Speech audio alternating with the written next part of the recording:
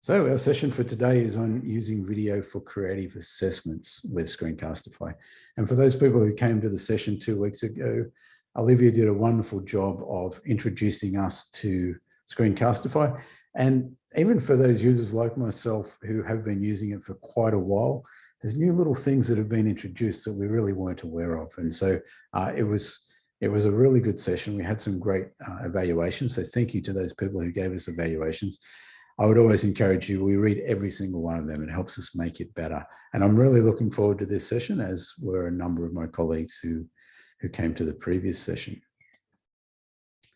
Our learning intentions for today is that we're going to create a video-based assessment that gives students a different way of demonstrating their mastery. We're going to create a variety of video-based assessment items so that all students can access our work and our tasks. And we're going to analyze and deploy strategies for providing timely feedback even. And who doesn't want to give feedback promptly and more efficiently, because we all know that that takes a lot of our time.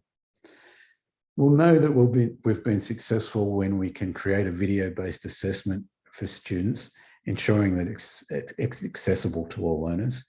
And we'll deploy some strategies that improve timely feedback to students after assessments. Now, our presenter for today is Olivia Nelson.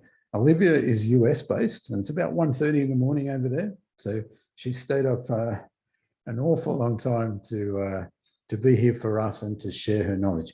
As I've already mentioned, last time, super impressed with the session, and I know the evaluations were great. So good, in fact, that we had 100 people register for this session. So clearly people were really engaged. I'm sure Olivia will tell you a little bit more about herself, and I don't want to take any of her time. So I'm going to hand over to Olivia, and I'm also going to make her the co-host so that she can have lots of control. So welcome, Olivia. Hey. Thank you so much for the introduction. As Mark said, it is 1:35 a.m. currently where I am. So just forgive me if at some point my energy level feels a little bit low. I'm going to do my best to keep it as high as I can. Last time I was with this particular group, you guys made it super easy. So hopefully that'll be the case again today. But we can go ahead and jump in. I do want to give you a chance to answer this question. I've asked for these Zoom reactions, but if you're more comfortable with human words in the chat box, that also works for me. My goal here is just sort of to get an idea how comfortable you already are with Screencastify. So again, if you feel comfortable with the Zoom reactions, that works for me. Human words in the chat box or emojis in the chat box is just as good. So I see those starting to pop up. Awesome. Great. Cool. So I see most folks saying that they are either ready to use it or have a couple of questions, either of which is fine. And then I did see a couple of friends who were like, I have no idea what it is. Someone saying they've only used it once. Thank you for being honest and open about that. Hopefully, sort of regardless of where you are currently with Screencastify, when we leave today, you'll have learned, like Mark said, something new and how you might use it in your classroom. I'm not going to spend too long here, but I'm Olivia Nelson. I do professional development at Screencastify. I taught many grades, many subjects before I came here, but my favorite is 3rd grade math. That's where my heart is. So that's what I put on the slide. I would love if you guys could introduce yourselves in the chat box. I like to think that I'm not leading a session full of robots, and so I would love to tailor the session to who you actually are. So your name, what your role is, I'll give you a couple seconds to drop that intro in the chat box.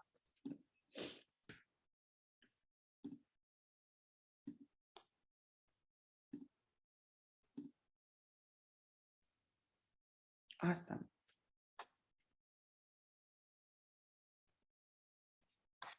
Cool.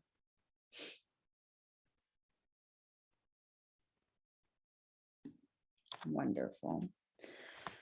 All righty. So here's what we will talk about today. I still see those introductions coming in, so I'll continue to look at them, but I want to make sure that we cover everything. If you were with me in the last session, you know we've got a lot of ground to cover today, and so I want to make sure to get through it all. We'll start with the tenets of an effective assessment. So here I want to be really clear in saying that we are not assessing kids just to do it. Kids are taking more tests than we can probably count anyway. And so we would hate to add to that for no reason, right? So take some time here to make sure that we consider what is actually going to make this assessment effective as opposed to just giving it, right? Then we'll talk about gathering assessment evidence with embedded questions. We'll move on to talking about students demonstrating their own learning through what we have, through a product we have called Screencastify Submit. If you were with me last time, we had to breeze through our submit portion. So hopefully we'll be able to spend some more time on it today there. And then finally, we'll talk about getting students involved in the process, right? All righty. Here are just a couple of notes. If you have questions, ideas about anything, please drop them in the chat box. I'm going to give you a chance to apply your learning today. We'll take some time to both create a video and also an assignment. And then I'll say it won't be too painful. So we'll be in here together for a finite amount of time and then we're done. So whether you love it or you hate it, we'll be done in about 50 minutes. All right, so the tenets of an effective assessment. So far, you guys have been really wonderful in the chat box. That is my one ask of you for the day, is that you keep the chat box fired up because it will help me stay engaged as well. So before I move on to what the research says about an effective assessment, I'm curious about your thoughts. So I'll type it in the chat box. What makes an assessment effective? There are no wrong answers with me, so don't be shy.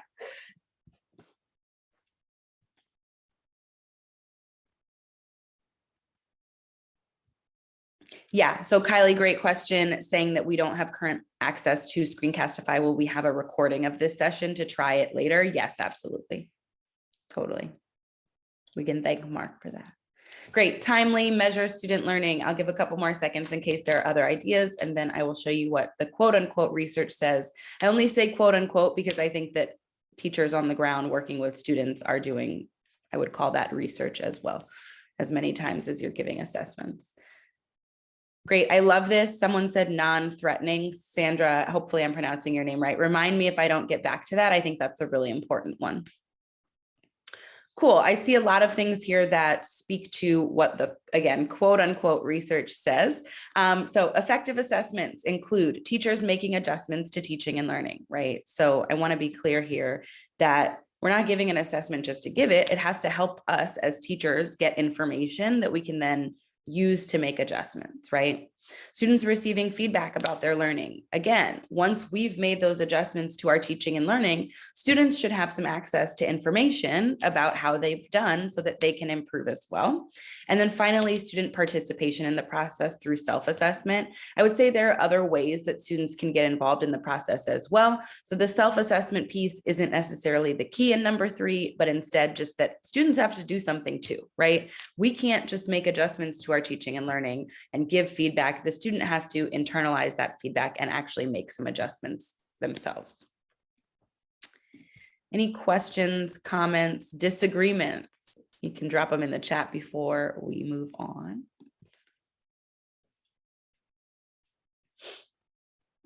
Okay. So I'm going to jump back for just a second and we'll talk about number 1 here. So the first thing we're talking about is teachers making adjustments to teaching and learning in response to assessment evidence. So although it's not in bold, that piece at the end, in response to assessment evidence, is super important. We're not just going into the classroom every day and changing our practice willy-nilly. That would be pretty ineffective and probably frustrating for both us and the kids. And so the key here is that we're actually gathering evidence from our assessments that allows us to make those adjustments to our teaching and learning. So how do we do that with video? First thing I'm going to do today is actually create an instructional video in front of you guys. The only reason I'm going to do that is because it will help us ground ourselves for the rest of the things we'll talk about today. So I'm going to jump over here. This is a story that I have read with my students a million trillion times. I use this story to teach character traits, right? So as a 3rd grade teacher, one of the things that students focus on a ton, as according to the United States Common Core standards, is that these people, how do characters change or react to stimulus, or basically getting to know a character like they would a friend, right? So I've taught character traits with this ants and grasshopper story. It's, I will admit, not the most fabulous, but it's nice and short and sweet. And so we can do it together today. Do me a favor. Can you drop a yes in the chat box if you can see both the story and the extension that I just opened on my screen? Awesome. I have a couple yeses.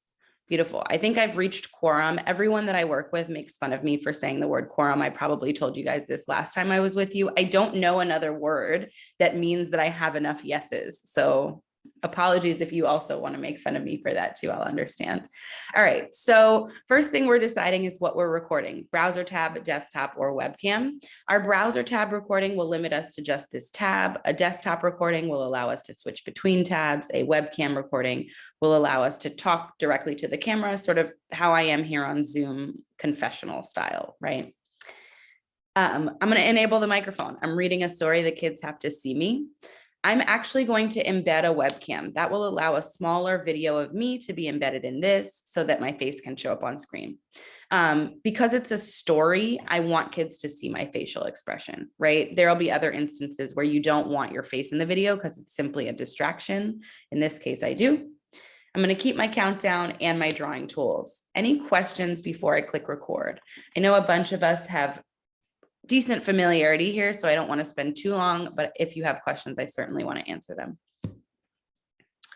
I'm not going to enable tab audio, but essentially this captures sound from the computer. So the grasshopper here, my lovely friend, has a fiddle under his arm. There's a chance that my kids have never encountered a fiddle before, and I want to play them the sound of a fiddle, right?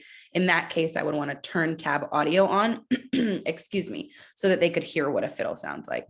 I'm not going to get that fancy in this case. I'm just using the visual, so I don't need the audio element. Okay. All right, y'all. I will warn you, it's going to be a little bit meta. And the only thing I mean by that is you'll be stuck with 2 of me during the recording, but we'll get back to 1 as soon as we're done. All right, y'all, if you have been with me before, you know already, but I will make the confession to anyone who has not been with me. I am a chronic pauser. So the very first thing that you may have seen me do is click this pause button on the drawing toolbar to pause my recording. I love that feature because it means I don't have to be perfect the first time around. I can go ahead and pause, get my thoughts together, decide what I'm going to do on screen, that sort of thing. I'll talk you through these tools and then we'll go ahead and record. So on the drawing toolbar, which we can collapse and expand and move around, we have the mouse tool. So this click mouse, which makes red circles for if you're clicking on anything, students can see it clearly. The focus mouse, which makes a spotlight. In this case, I'm actually going to make it a lot smaller with the down arrow on my keyboard so that as I'm reading, students can actually see where I'm reading.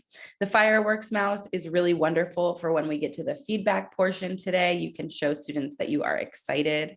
Pen tool will allow us to annotate on screen. Rectangle will allow us to create rectangles. And then this sticker tool will allow us to place emojis on the screen anywhere we'd like. The webcam is actually, we can move that around as well, and we can make it bigger or smaller, right? I am going to actually move this up just a tad. Okay, great. All right, so I am about ready. I'm going to go ahead and resume my recording and you guys will see me in action. Hey class, I am really excited to read this story to you. It is one of my absolute favorites. The story today, we'll start with the title, is The Ants and the Grasshopper by Aesop. So this text is from a book called Aesop's Fables. Let's go ahead and read. One bright day in late autumn, a family of ants was bustling about in the warm sunshine, drying out the grain they had stored up during the summer, when a starving grasshopper, his fiddle under his arm, came up and humbly begged for a bite to eat. "What?" cried the ants in surprise. Haven't you stored anything away for the winter? What in the world were you doing all last summer?" "I didn't have time to store up any food," whined the grasshopper. "I was so busy making music that before I knew it, the summer was gone." The ants shrugged their shoulders in disgust. Making music, were you? They cried. Very well, now dance. And they turned their backs on the grasshopper and went on with their work. There's a time for work and a time for play. I see that this is italicized, so I'm going to highlight it. I think it'll be important. Whenever you're done, you can click stop on your video and it opens in this new tab, which is your video management page. Notice it's going to save to Google Drive automatically, so you don't have to worry about saving it, right? It will save automatically. The one thing I'll say in terms of saving is that right now it's saved as sort of this weird title here. You can always click in there and change the title and make it really easy for yourself to find it later, okay? Any questions about that? Feel free to drop them in the chat. Oh, if I could find my chat, there we go. All right. So we have just created a video. I will be honest in saying that I have created that particular video more than one time. And so going into creating the video, I had a decent idea of what I'm going to do on screen. So I want to be clear in saying that the pause button, again, is my best friend. So it allows you to not have to know exactly what you're going to do. But a lot of the things, if I'm being fully transparent, that I did during that recording, I had thought about ahead of time, right? I want to move the focus mouse while I'm reading, etc. So I want to talk about editing, one, because I think it's great, but two, because I want to encourage you that there are ways to sort of do these things on screen, even if you haven't thought about it ahead of time, right? So once I've created the video, I'm like, I'd really love to add some more dynamic elements, and I can do that with the editor. So here is my video. I'm going to click open in editor.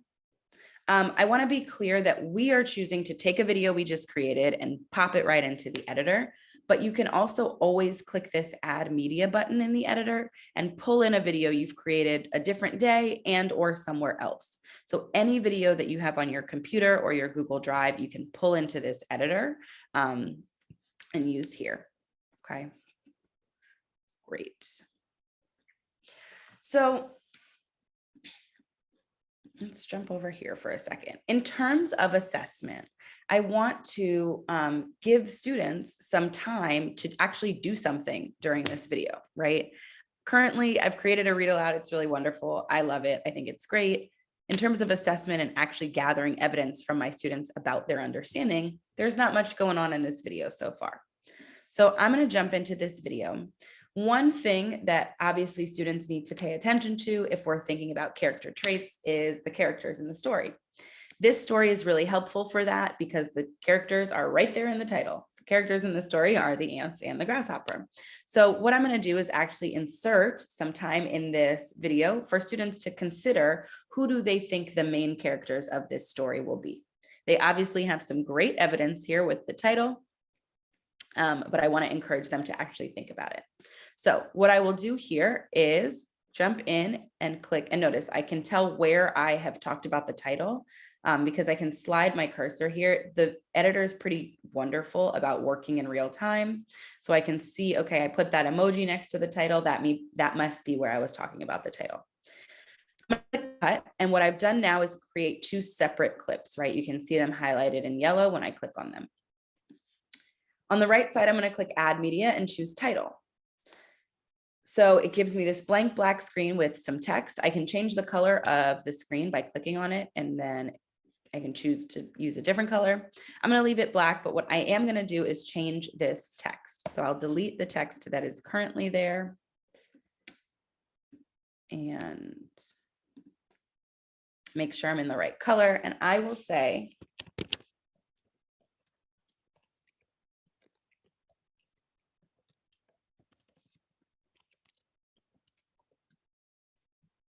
who do you think the main characters are going to be? Write it down.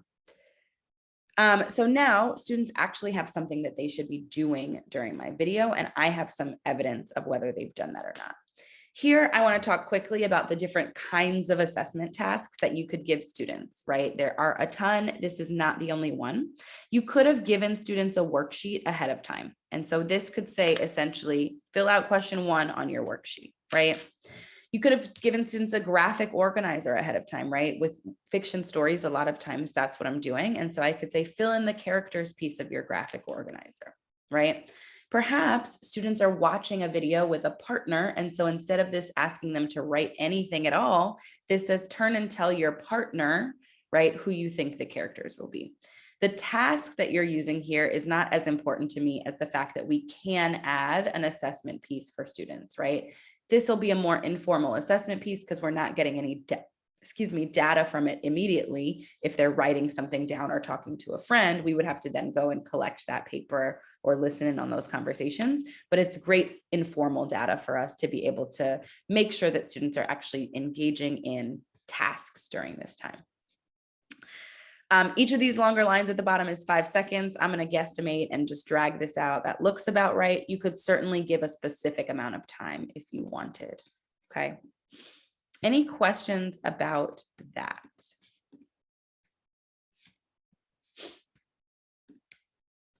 Okay. Oops.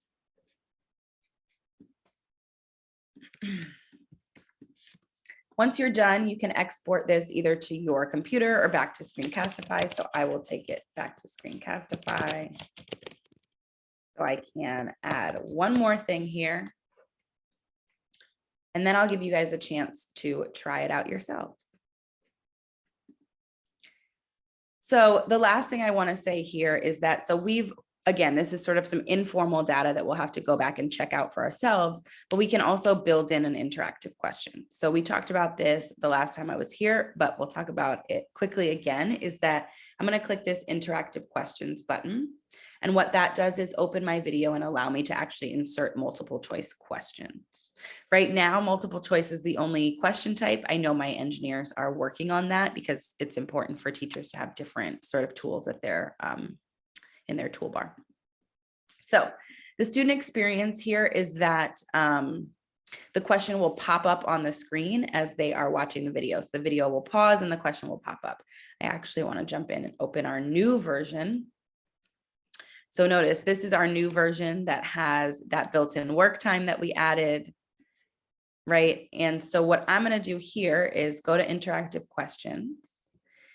And I actually want to add a sort of accountability measure for the students to make sure that they've tried to answer this question. So I'll click add question and say,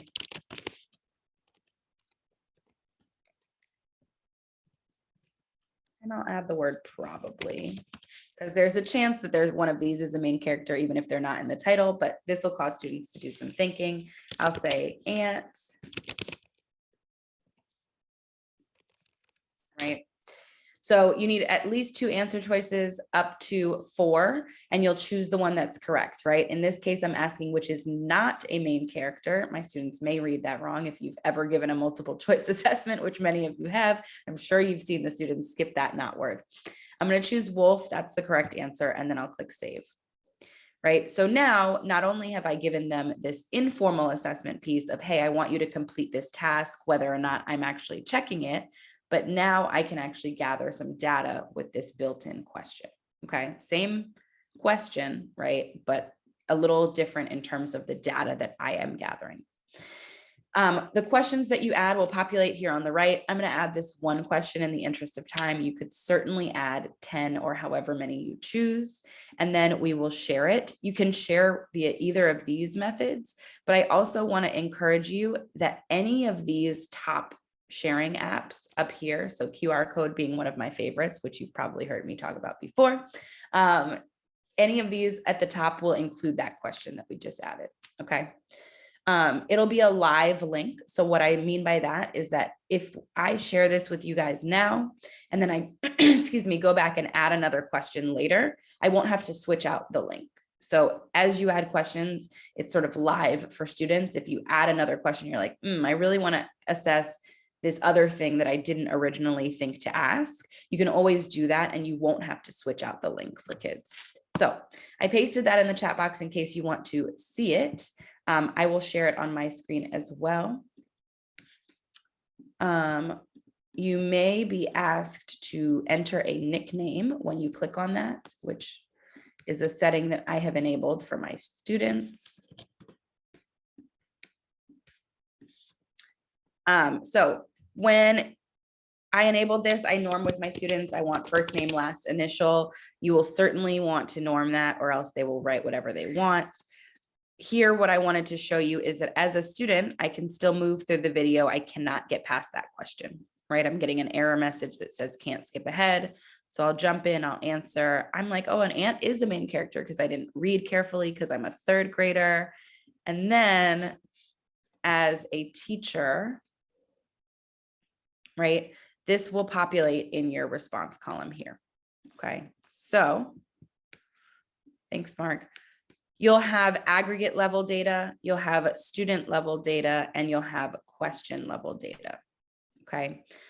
The great thing here is that this data you can actually navigate through. So you can use your mouse to drill down some more on some of these things. So I can say, oh, wow, Olivia usually does way better than this. I wonder what's going on. I can click on her name and see her test and say, wow, it seems like she lost stamina, right? She did awesome during the whole beginning of the test. And then this last question, she picked a really silly answer. So I know that she wasn't really trying. She just seems to have lost stamina, right? So again, it's really wonderful because you can not only see the data, you can sort of navigate through it and see some of that as well. Cool. Yes. So Sandra, hopefully that answers all of that question. Hey, friend. So any questions, any other questions about interactive questions? That was a mouthful of questions. Okay.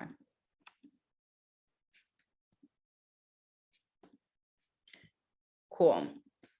So I'm going to give you guys about 6 minutes or so to play around with Screencastify. Mark, can you remind me, or actually, I guess you guys can also remind me, if you have Screencastify already, if you already know how to get to Screencastify on your computer.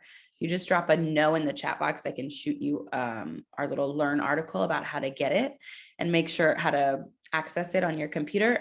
Other than that, cool, I see a bunch of thumbs up. Other than that, I'll give you about 6 minutes here just to try creating a video on your own. If you're having trouble thinking about like what kind of video you would want to create and you're like, Olivia, let me just try the video that you created. I just dropped a link in the chat box to that ant and grasshopper story. It'll ask you, I'll just show you. I've created a link that will force you to make a copy just so that you're not all working on the same document. So if you click that link, you should see this and you can click make a copy and then you can create your own. Also feel free to create any sort of video that feels comfortable to you, just so that you're not having to think and find something. I wanted to offer you that option. So I'm going to stop sharing my screen. I'm going to mute myself and give you about 6 minutes to explore.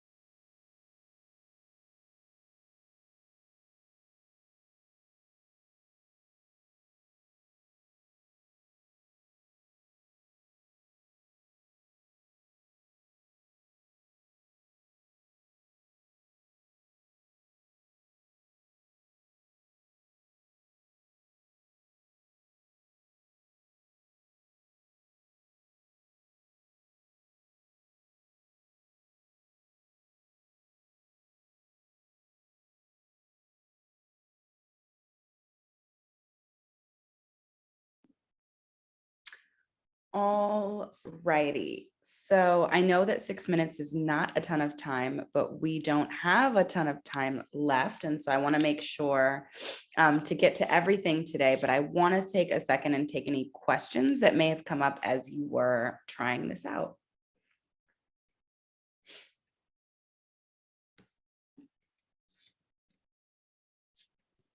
Okay, the other thing I will stop here. Oh, sorry. Sorry, I had a question, Olivia. Sure. I came in a little late, so I'm sorry about that.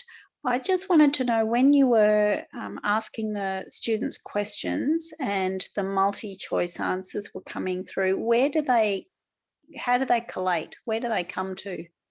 Great question. So if you are in your video management page, so let's actually take a second and take a step back, because I think this is a great question that I'd like to answer from sort of a bird's eye perspective and then zoom in on.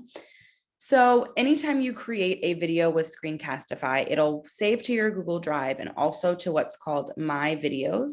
So if you notice, I open my extension here and I can click My Videos at the top. If you are a longtime user of Screencastify, you will be really relieved to see the new My Videos page, which looks way better than my recordings used to. It used to just be a long list of every video you had ever created. Now you can actually organize these however you want. Well, not however, but in these 4 different ways. And then you can search for a video, which is why the title will be important. Here, we also have some quick access to see how many people have viewed a video and how many people have answered the question. So that's sort of the quick answer, is that you'll be able to tell whether you have any data attached to the video, right? This one does not, this one does. When you click on the video, it'll open it back in this video management page, which is like the hub for anything you're wanting to do. And then this interactive questions piece on the side will take you over to the tab where you can see those responses. A couple of things I'll say here. One is that you'll have this recording, so you can always remember that. You don't have to remember each and every step. The other thing is that I know actually that our engineers are working on making that fewer clicks, which sounds like a sort of strange thing, but in the engineering world apparently is a big deal. And apparently we have too many clicks to go through to get to that response data. So they're working on making that sort of integrated in this same page and having easier access. But for now, you'll click interactive questions from here and click on this responses tab at the top, and you'll have access to that right there. Does that answer the question? Fantastic. And you can tell your engineers that's perfectly logical. So it's good as it is. Great. I will tell them. I think it'll be a relief to them. How do you reuse the video and questions? So again, this is another thing that I know that we're working on right now. You can easily resave the video. If you open it in the editor and then you save it with a new date on it. You could also add a title card to the beginning that says school year 2021-22. In terms of questions, you'll actually have to re-add the questions. So right now we don't have the functionality of copying the video with the questions. You can copy the video, you can insert the questions, or you could share that same video link with the new group of students and just making sure that they're putting in their names so that you can access which group is which. But in terms of that aggregate level data, that would end up putting both years together, if that makes sense. So it depends which of those options is better for you. I know that folks are wanting to make a copy with the questions included. The other thing I'll say is that I will include a survey at the end of our session today. So if there are things like that that would be helpful for you, please note it. I, again, am not a software engineer. I'm a teacher like y'all. But our software engineers are really, really responsive to the feedback that we as educators give. That's where the interactive questions came from to begin with. So definitely note anything that you're like, dang, I wish I could do this. The other thing I'll stop here for besides questions is ideas. If you have any sort of ideas that are booming in your head, just drop it in the chat box. I love to hear all of the different ways that folks are seeing this maybe come to life in their classroom. As you are sharing those ideas in the chat box, I will start to talk about demonstrable learning. So we have been talking about how we as teachers can create videos that we can use as assessment, right? That's been our conversation all of today. Now I want to move into how students might use video to demonstrate their learning, right? So we can create videos, but so can students. And so that's what we'll talk about now. So First things first is it is a backstage pass into student thinking. I saw a couple sort of lower grade math teachers like myself, not lower grade, meaning we're bad, like primary school, math teachers like myself introducing in the chat box. And so those of you know, and probably other folks, because it's so ubiquitous, our mantra as math teachers is show your work. I like to say that video allows for a whole new layer of show your work. So the example you can see on the right side of the screen here is asking students to go to jamboard.com, which is an interactive whiteboard hosted by Google. You could use any interactive whiteboard on the internet. That's just the one that I know the best, and solve this problem. And I'm asking students to create a video walking me through their solution. So all of a sudden I have access to more data than I would with just their answers, right? Even showing your work doesn't give me all of the information that a student narrating through the process of solving the problem would, right? So again, really lovely data for us as teachers. Having students apply their learning. So this is sort of an extension thought here, right? Sometimes we have students who really master content long before other students. And so we can give them the opportunity to extend their learning by finding an example of condensation, for example, or showing us a science experiment on camera instead of maybe just writing something that walks us through the scientific method, right? Creating a video discussion board. This is one of my favorites. I am currently in grad school and I cannot tell you how many discussion boards we engage in. I will probably explode if I have to either write my own discussion post or respond to two of my peers ever again. But video is a really wonderful way to make that more interactive, right? So we'll talk in a second about how a cool way to create this, but essentially what I've done here is just use a Google Drive folder to organize these videos. So you could also just create a document and add links to the document and organize all the videos like that with each student's name. There are a number of ways that you could do this, but that's the way I've chosen to do it here. And then a place for students to present. So I want to stop here and specifically shout out a couple of subjects in the chat box that I saw in the beginning. That is foreign language teachers, music teachers, anyone teaching any form of art. I think a lot of times when we talk about assessment, y'all get overlooked. And I want to assure you that I plan not to do that today. And this is true for people teaching quote unquote core subjects as well. But I really want to highlight y'all because I think sometimes you get left out of the conversation, and this is y'all's slide. So performance tasks, right? Whenever we're thinking about students' assessment, we have written tasks, but we also have performance tasks, right? And that's true for language, English language arts, it's true for history, it's true for all of these things, that performance tasks are often a way that we can get even more information about what students are doing. Problem with performance tasks, whether they're fluency drills, presentations, whatever, is that they take up instructional time, right? If I want to assess each student's fluency level, now all of a sudden I have to hear each student read, which takes approximately 3 minutes per student, which now means that I need however much time for however many students I have during my instructional day. Video creates an opportunity to continue to use those performance tasks, right? So have a student play a song if I'm a music teacher, right? Have a student speak in a foreign language if I'm a foreign language teacher. Those are things that are really important in terms of assessment, but all of a sudden with video, students can do that at home asynchronously. So I can create an assignment that says, I really want you to, try reading this, or I really want you to play this instrument, or I really want you to read this music, or whatever the case is. And I'm not eating into that instructional time, right? So this is one of my favorite ways to use video, is to create those performance tasks and allow students to build up that confidence too, right? Now, all of a sudden as a student, if I mess up, I can re-record. So I think this, one, gives an opportunity for us as teachers to free up instructional time, and two, for students to build up some of that confidence as well. So let's have students demonstrate their learning. I want to take you through Screencastify Submit so that you can see sort of what this one option for how you can do this. So I'm going to jump into Screencastify Submit. I just clicked that link. You can actually get there through your extension. Click the 3 lines and then there's submit here. This is the dashboard. I'm going to click new assignment. You can create a graded Google Classroom assignment or generate a link. I'm going to generate a link because it's a little more versatile. Then I'll click next. You'll choose what students are recording in their video submissions to you, right? So they can record their screen, their webcam, or both. They don't need Screencastify, regardless of which one they choose. So I'm going to say that again because I think it's exciting. Students don't need Screencastify to engage in this process, right? In this case, I'm going to ask my students to go back and look at that ants and grasshopper story and analyze some of the character traits. And I'm going to ask them to write a paragraph. Okay. I want to see their screen because I want to be able to see what they're looking at, but I also want their webcam just because I think it's a more engaging way for me as a teacher to see what they're doing. Then I'll click next. You'll give the assignment a title.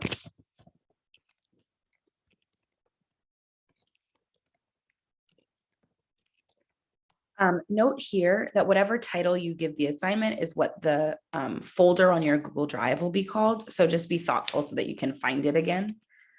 Here I'm going to say, and I'm going to jump over here because I actually created a link. For those of you that are wondering how I forced you to make a copy, I just changed the edit at the end there to copy. Super wonderful trick if you've never used it in Google Docs before.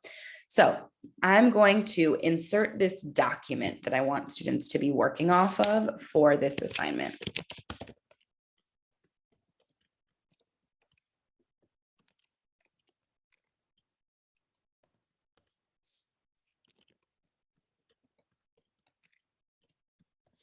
Okay, so use this document to write a paragraph, talk me through what you do, and I'll click next. Assignment access, I can change this, anyone in the organization, and I can customize it by adding domains. Here, video privacy, this is one of the ways that we can create that video discussion board. Yeah, my 2 in the morning is starting to hit, sorry y'all. So we can decide whether students can view their own video or all videos. So viewing all videos is what will allow them to engage in that discussion process, right? In this case, I'm asking them to write a paragraph. It's a kind of evaluative task. It's something that they could potentially get right or wrong. So I'm just going to let them view their own videos, right? But in the case of an opinion, right, should students have to wear uniforms? How long should recess be? Those kinds of things. Then I would say, you know what? I want you to see what your peers have said so you can view all videos. I'm going to choose only viewing their own. I'm going to turn my email notifications off. I don't want an email every time they answer. You might. Personal preference. And I'll click next. Here is the folder that, like I said, has that same name as the assignment. And here is what the assignment will look like for students. Notice that the hyperlink is live. They can click on it. They can make the copy. And then they can click record and they can choose what they're recording. So I can say, oh, I really want to record that response tab and click share. And, oh man, I gotta record my whole screen. So here we are. And I'm recording. I can jump over here. I can, as a student, talk through myself. Okay, my topic sentence is that grasshopper is lazy. The evidence is he doesn't have no food, spent winter playing instead of working, right? So those could be my evidence pieces. And then I can jump down here and actually type my paragraph. My teacher can see me doing all of this. As soon as I'm done, I click stop recording. Notice I can review it as a kid. And I'm recording it. I can start over if I hate the recording that I've created, or if I'm like, great, I love it, I can submit that. It'll say nice work and then populate in the folder for my teacher. Okay. In terms of feedback, I'm going to highlight a couple of quick things before we wrap up. So it's not the end of the assessment process. We can give some feedback, right? So that students can actually make progress. So they need feedback that's personalized, actionable, and self-paced, and we need to make adjustments to our teaching practice. So we can offer feedback. I'm just going to quickly point out a couple of things. The first is that when you're creating a feedback video, you have a number of options for how you share it with students.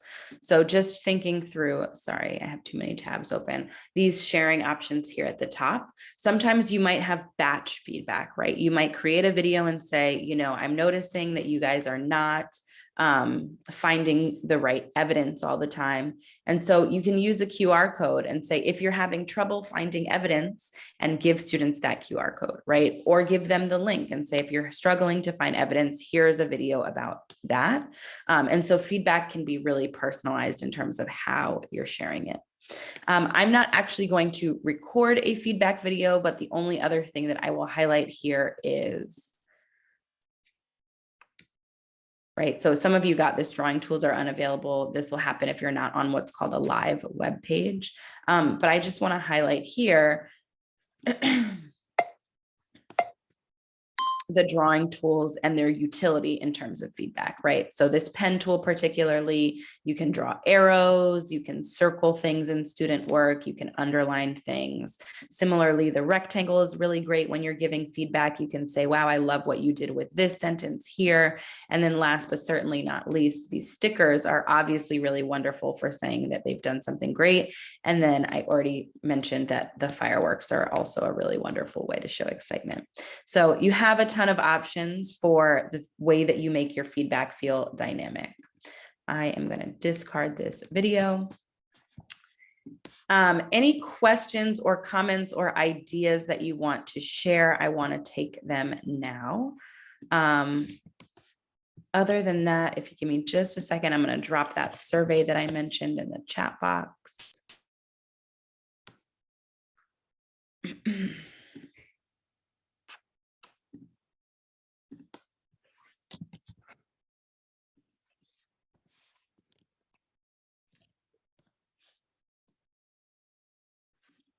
All right.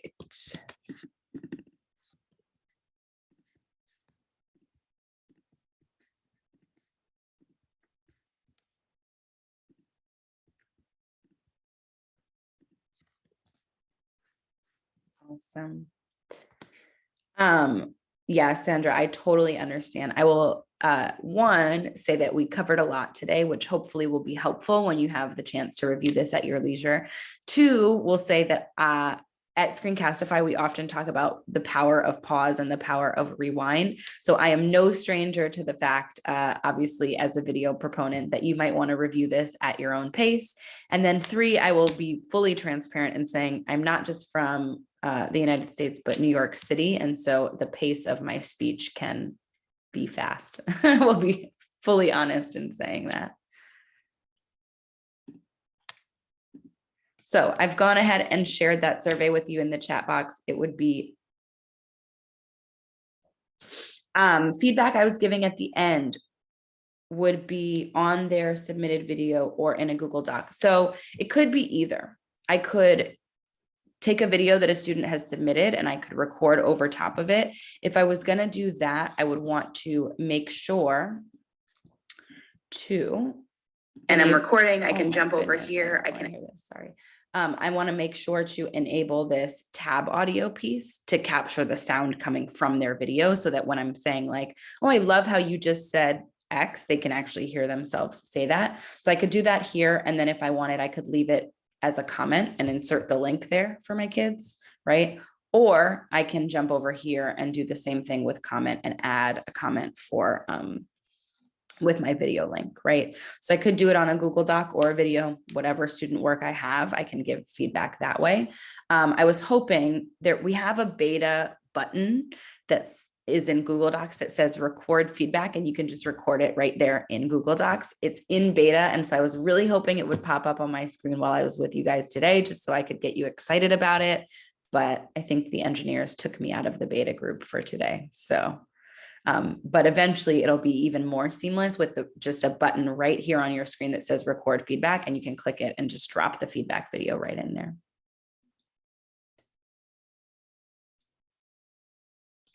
Okay, thank you very much, Olivia. Of course. Very action-packed or complete and full session again. So there's lots of things to look at there. Lots of little hidden things again that some people may not have used. And for those people who did the session last time, it was a really good opportunity to revisit a couple of those tools. A little bit excited about the fireworks mouse. It's not something I've always wondered, why would you possibly use that? But then I don't teach primary students. So it's good to see that. You're all, I'm trying to work on that. It doesn't flow off my tongue, but it's it's good to have some overseas influence. Thank you so much for staying up so late. Look, to all our staff that have been here for that whole time, that's wonderful. Thank you very much for being here. I'm just going to put my presentation back up because we also have our own evaluation. And this is where we get your feedback so that we know the kind of things we need to do more of and the kind of things that we need to do less of. If I sent you too many emails reminding you about today's session, let me know. If I didn't send you enough, likewise, let me know. We'll get the presentation, and it's a pretty limited presentation, but as soon as Olivia flicks that through, we'll get that up and share it with you. It will be on the CLO website, and you can see the URL down the bottom there for the CLO website, but I'll send you a direct link to it as well, along with the recording. So that should be up tomorrow, the recording. And that way you have the opportunity to go back through and have a look at it and break it down. We'd love to hear about how you go using those assessments with your students, using the questioning tools and so forth. There's lots of things there. Again, thank you for all of your time. I know it's late for most of you. It's pouring down rain. It's hard to find the time to do it. It's the end of term. Everybody's tired. And you're doing this for your students, which is wonderful. So thank you very much. Thank you, Olivia. Olivia can probably hang around a couple of minutes if people do have further questions. Otherwise, thank you very much to everybody, and we'll see you at the next CLO event that takes your fancy.